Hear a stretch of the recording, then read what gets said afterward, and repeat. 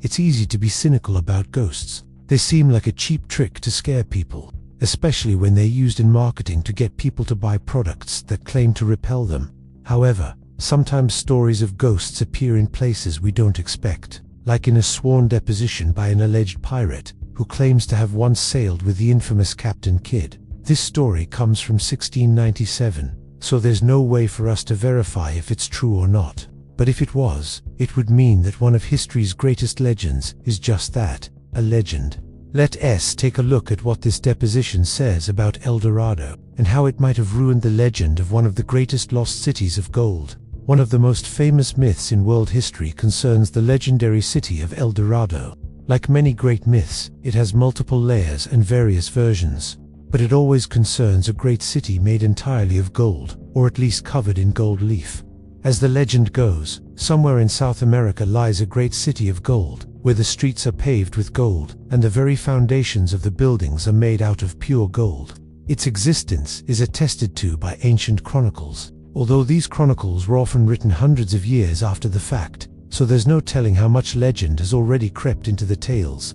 The earliest surviving story of El Dorado comes from a 1572 Spanish manuscript called El Dorado, Our Golden Woman, written by an author named Alonso de Santa Cruz. In it, he describes a ritual he witnessed firsthand while he was in the service of the conquistador Francisco Pizarro during the conquest of Peru. He says that every year the king of the local tribe would cover himself in gold dust and offer sacrifices to the gods in the temple of the sun god.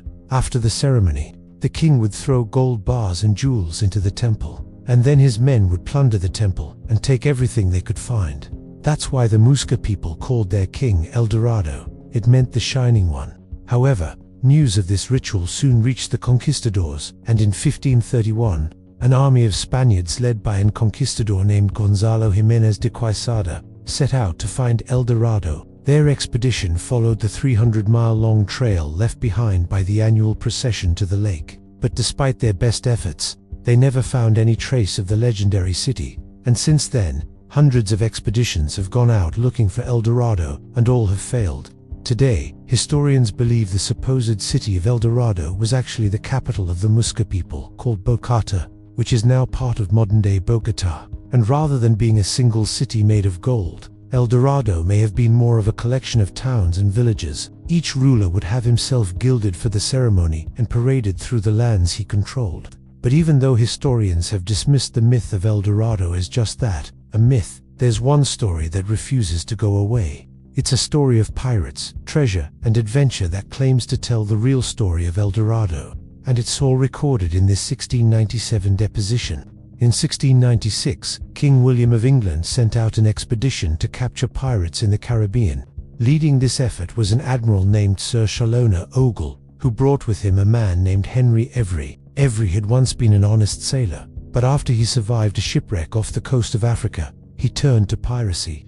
Now, though he had turned himself in to the king and was working as a sort of agent provocateur to help trap other pirates, at some point during the trip, Ogle summoned Every to his cabin and questioned him about his past. Specifically, Ogle wanted to know if Every had ever worked with the infamous pirate Captain William Kidd. Every swore he had. He said that while he was a pirate, he met Kidd while hiding out in the Bahamas. According to Every, Kidd was planning an expedition to South America with the goal of finding the lost city of El Dorado. Every says that Kidd gathered 200 men for the trip, and that while the numbers vary depending on who you ask, the value of Kidd's fleet of ships was worth around 400,000 pieces of 8. For those who aren't familiar with the currency of pirates, that's a lot.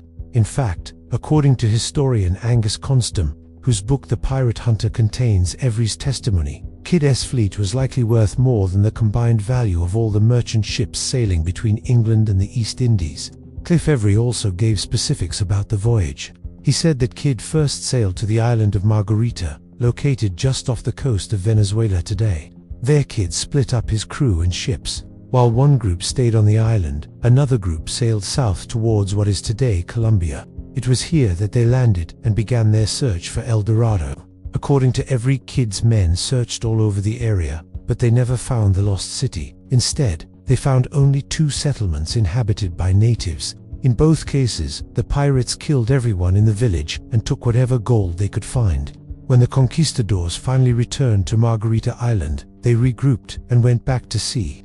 Every claimed that, at this point, Kidd revealed his true intentions. He told his men that he didn't come for gold, but to steal gold. He said that since they couldn't find El Dorado, they should instead prey on Spanish treasure ships sailing between Spain and their colonies in the New World. The men agreed, and they became the scourge of the Caribbean. They attacked treasure-laden galleons, stealing millions of dollars worth of gold and silver. Every claims that Kidd died sometime later in a battle with the British naval forces, and that his treasure was lost to the ocean depths. There is, however, no evidence that Kidd ever died in such a battle, so this part of every story is likely fabricated, and that's probably true of much of this deposition. Historian Angus Constam points out that the value of Kidd's fleet that every gave doesn't make sense. It's far too high. Constam believes that he either made the whole thing up to impress Admiral Ogle and get himself out of trouble. He says that it is very unlikely that Kidd had such a huge fleet, because it would have taken dozens of ships to move that much treasure. Not only that, but for reasons we don't really understand. Every claims that Kidd sailed north from Margarita Island instead of south.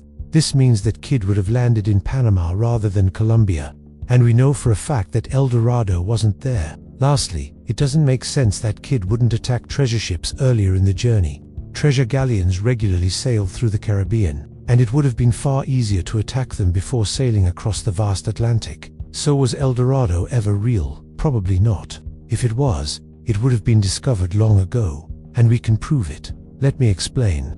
Archaeologists have been searching for El Dorado for centuries, and in the late 19th century, a man named Federico Liras Acosta discovered an old gold mine near Bogotá, Colombia. The mine dates back to the time of the Muisca people, and it still contains gold artifacts from the culture. This is important because it helps prove the story Santa Cruz wrote about El Dorado. The legend says that the kings would throw gold bars and jewels into the temple of the sun god. Well, archaeologists found a site nearby where thousands of pieces of gold were thrown into a river.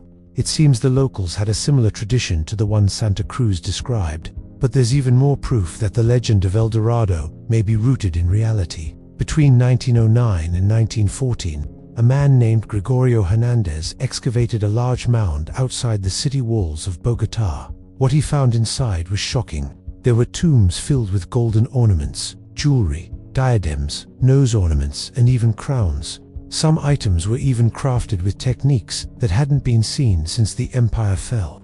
To add to that, they also found two statues made of a metal alloy. The statues were of the head and shoulders of two nobles wearing elaborate garments. The man on the left was wearing a conical hat made of gold, and the man on the right was wearing a flat cap decorated with a red stone on top. This suggests that the legend of the Gilded One may have originated from a real event. If this is true, it would mean that the legend of El Dorado is actually a collection of different legends, rituals, and historical events woven together by oral tradition.